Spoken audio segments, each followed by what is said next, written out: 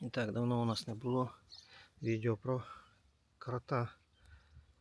Спрацювала ловушка. Джекі, є там щось? А ну, понюхай. Є? Є, аж похилило.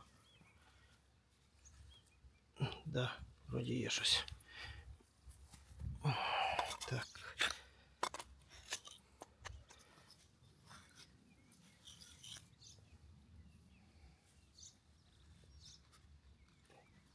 Ух ти, він ще й живий. Джекі, фу. Фу. Та ти що? Та ти що?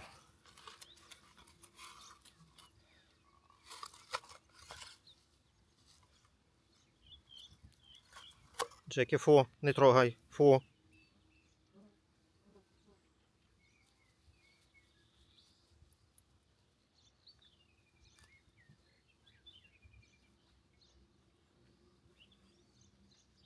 Можна подивитися, як в природі він тікає. Джекі, не трогай.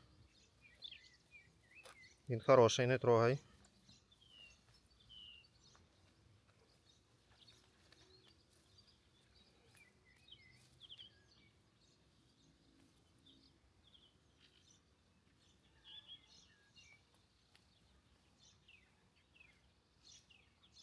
Фу!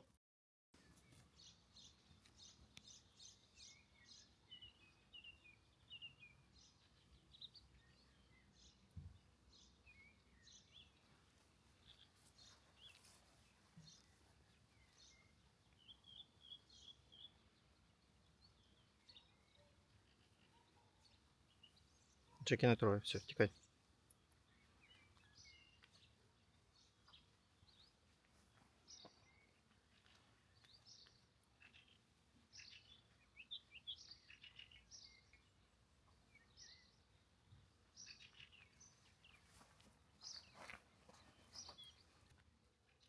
Цьому кроту дуже пощастило.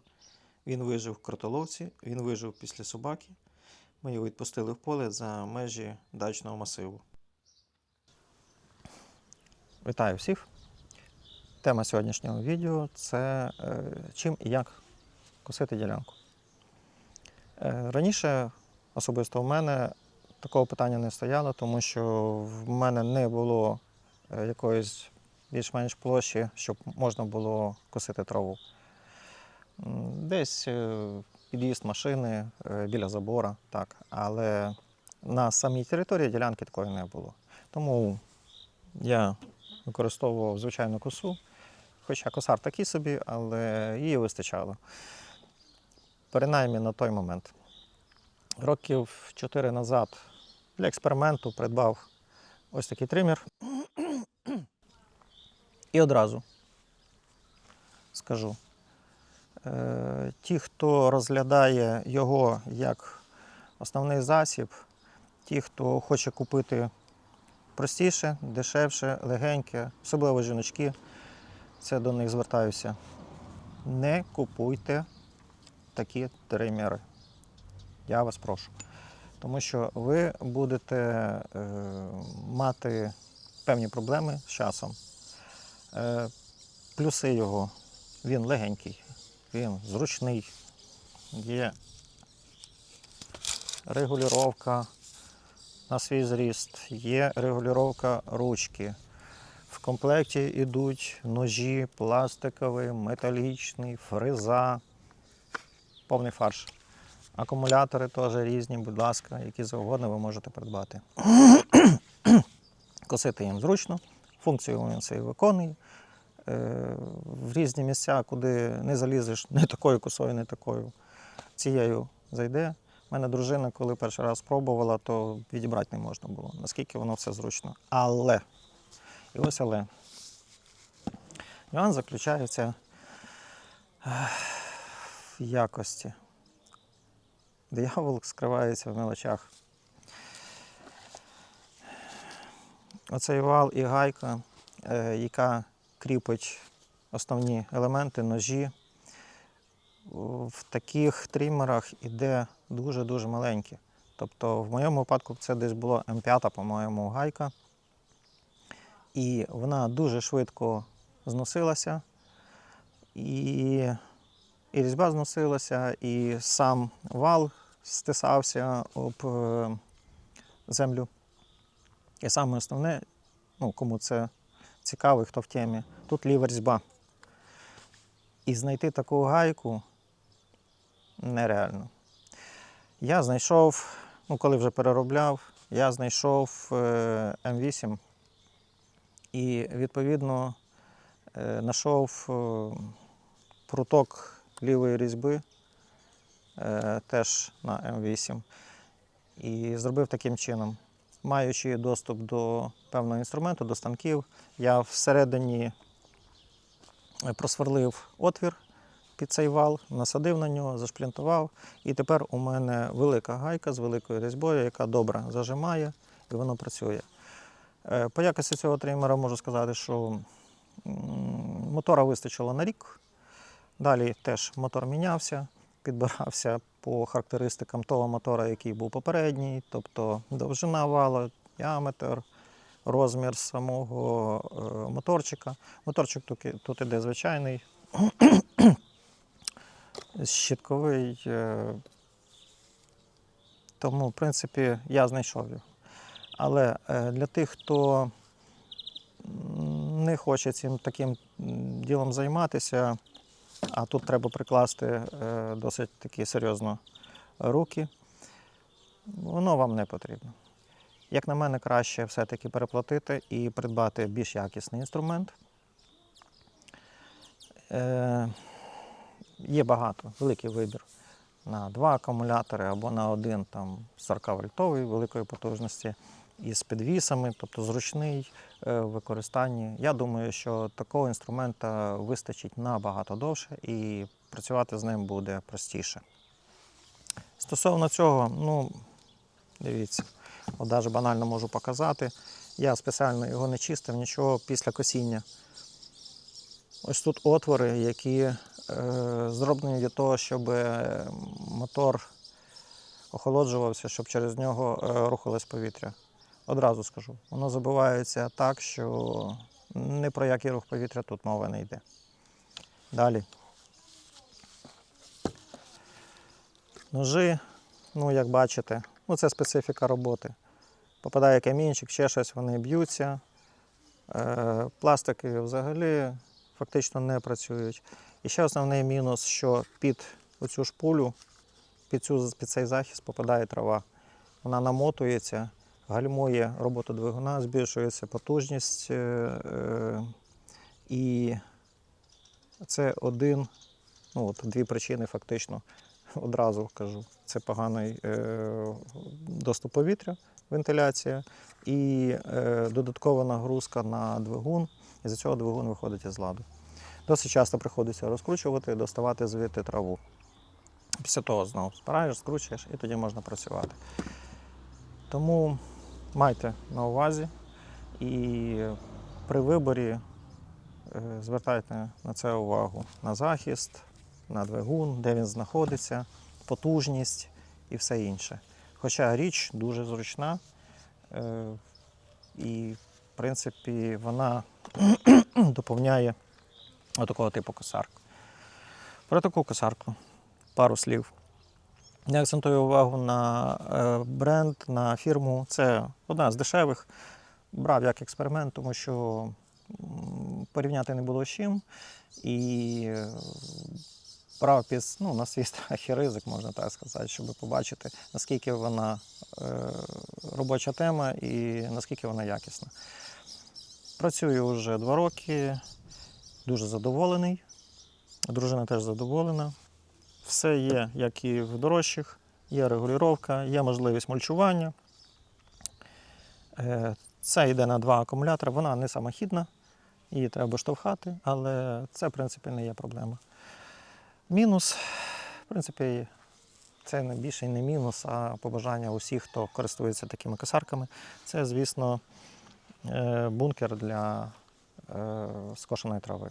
Він недостатнього об'єму, скажімо так, тому що досить часто приходиться міняти, особливо, що трава висока, чуть запустили, і трава збивається дуже швидко. Ну, але це проблема усіх. Мульчування мені не сподобалось. Ну, кожному своє. Щодо електричних косарок, у них фактично все те саме. Єдине, що додатковий шнурок. Це трошки незручно, тому що треба постійно мати, по-перше, світло, щоб було електроенергія. По-друге, подовжувачі, з якими, ну, хочеш не хочеш, треба миритися з цими. Досить часто вони попадаються під руку. Ну, в мене немає такої косарки, але маю досвід із електричною пилкою і знаю, про що я говорю. Про бензинові. Бензинові, основний плюс бензинових – це потужність. Якщо у вас ділянка досить велика і ви хочете зробити великий об'єм і зекономити в часі, то бензинові тримери, бензинові косарки, самохідні косарки бензинові – це ваш варіант. Без неї ви не справитесь, тому що ось цієї, наприклад, 2 заряджених акумулятора 4 Ах, ну, не самих якісних, це не брендові акумулятори, аналоги, хоча, в принципі, непогані по якості. Їх вистачає приблизно, отак, навскидку, ну, на 3 сотки. Це невисокої трави. І, ну, постійно просто косити, і тоді вистачає акумулятора. Тобто практично на мої потреби його вистачає на 1 чи на 2 рази зарядити. Бензинова, в цьому і її суть, що вона більш мобільна і долили бензину і все. Мінуси, так, очевидні. Це, по-перше, ціна. По-друге, це потрібно заливати паливо, масло. Якщо це двохтактні двигуни, відповідно, ще змішувати в пропорціях певних, контролювати свічки і, ну, все впирається в обслуговування. Кого це не лякає і хто має великі ділянки, я вважаю, що це хороший варіант. А ще важливий нюанс – це гучність. Бензинові пристрої досить гучні. І, ну, так, це мінус. Такі косарки, вони, не можу сказати, вже геть тихенькі, хоча вони набагато тихіші, і їм працювати якось зручніше трошки. Хочу ще згадати таку річ, як роботизовані системи. Для тих, хто має гарну рівненьку ділянку з автоматичним поливом, я вважаю, що варто розглянути такий варіант, як і автоматичне косіння. Роботи, які косять. Продуктивність їх невелика, і їх можна використовувати, коли у вас ділянка підготовлена, вона постійно буде підтримуватись. І мені здається, що, ну, в цьому майбутнє є. Всі ми переходимо до автоматизації, до роботизації. І єдиний основний нюанс – це ціна. Як тільки ціна впаде, я думаю, багато хто на них перейде. Ну і крім косіння, це додаткова забава для тваринок. Я думаю, котики і собачки будуть раді. До речі, я ще забув розказати про один метод.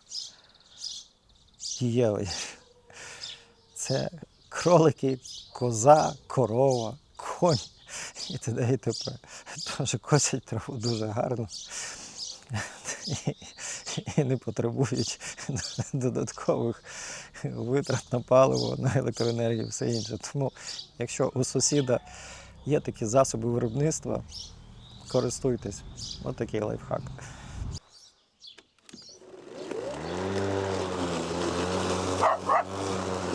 Що там, Джекі?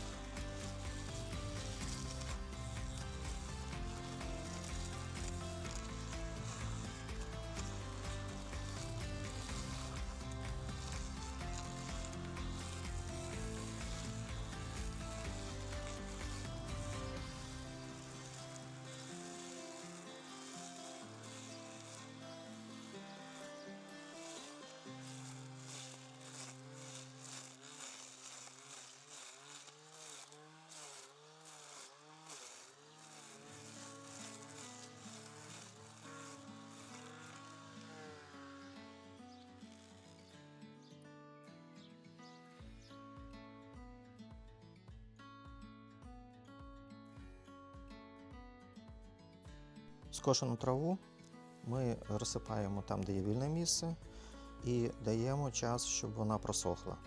А після того вже використовуємо її як мульчу.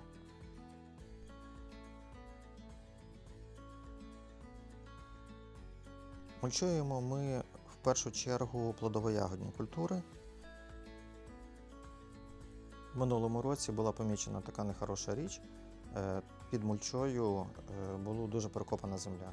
Чи мишами, чи кротами, сказати не можу. І це було досить погано, тому що, в принципі, були пошкоджені і коріння рослин. Тому треба дуже уважно слідкувати за цим.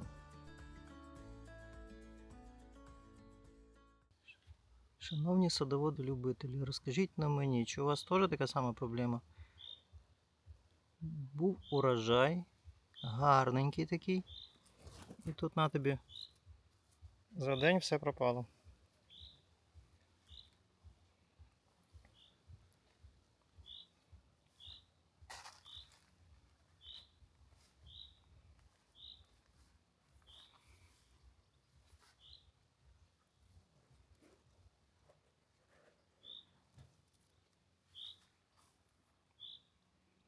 І скажіть, ну хто як бореться з цією проблемою з пташками? Чи побачимо врожай наступний? Це вже питання, але принаймні хоч щось спробуємо зробити.